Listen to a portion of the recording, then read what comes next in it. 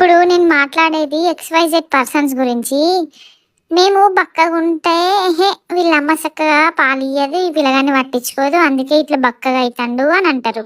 ఒకవేళ మేము మంచిగా లడ్డుకు లడ్డు ఉంటే వీళ్ళమ్మ ఇష్టం ఉన్నట్టు తింటది, అన్ని ఏది పడితే అదే తింటది, జంక్ ఫుడ్లు తింటది, అందుకే పిల్లగాడు ఇష్టం ఉన్నట్టు లావుగా అవుతాడు అని అంటారు.